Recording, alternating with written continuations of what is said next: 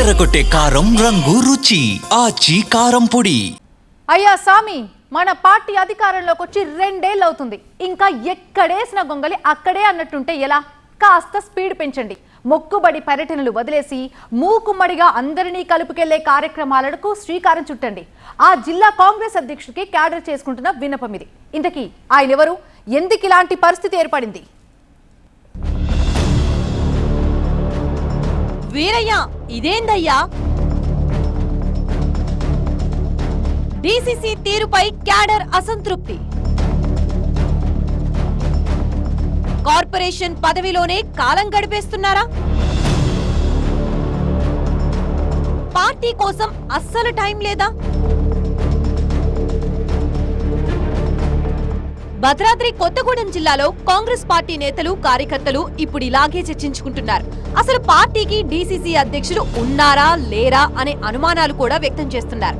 అది పక్కన పెడితే రాష్ట్రంలో అధికారంలో ఉన్నది తమ పార్టీయేనా అనే డౌట్స్ కూడా వస్తున్నాయట.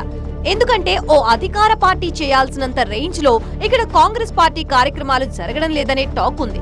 అటవీ అభివృద్ధి సంస్థ కార్పొరేషన్ చైర్మన్ గా ఉన్న పోదెం వీరయ్య డీసీసీ అధ్యక్షుడిగాను బాధ్యతలు మోస్తున్నారు. అయితే ఆయన తన కార్పొరేషన్ పదవి మీద పెట్టినంత ఫోకస్ పార్టీ బాధ్యతల మీద పెట్టడం లేదట. జిల్లాలో మొక్కుబడిగా పర్యటనలు కార్యక్రమాలు చేస్తున్నారనే చర్చ జరుగుతోంది. అసలు ఆయన పార్టీలో యాక్టివ్ గా లేరని గుసగుసలాడుకుంటున్నారు క్యాడర్. ప్రభుత్వంపై ప్రతిపక్ష నేతలు ముప్పెట దాడి చేస్తున్నారు. ప్రజా సమస్యలపై, రాజకీయపరమైన అంశాలపై తీవ్ర స్థాయిలో విమర్శలు గుప్పిస్తున్నారు.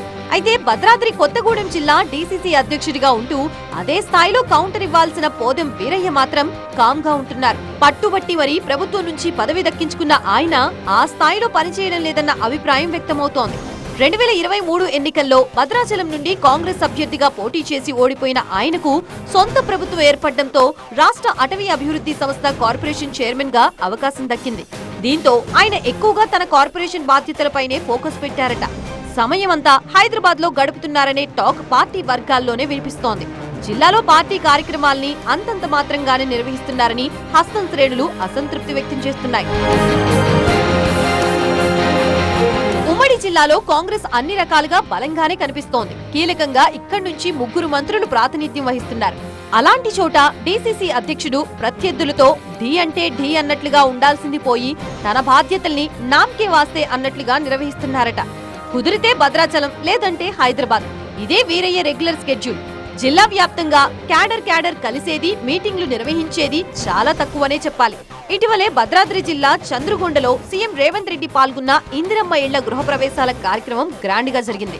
అయితే కాంగ్రెస్ ప్రభుత్వం ప్రతిష్టాత్మకంగా తీసుకున్న ఇందిరమ్మ ఇళ్ల కార్యక్రమంలో ఎస్టీ వర్గాలకు ఎక్కువ ప్రాధాన్యం దక్కినా దానికి ప్రచారం కల్పించడంలో జిల్లా పార్టీ వర్గాలు విఫలం చెందాయనే టాక్ వినిపిస్తోంది.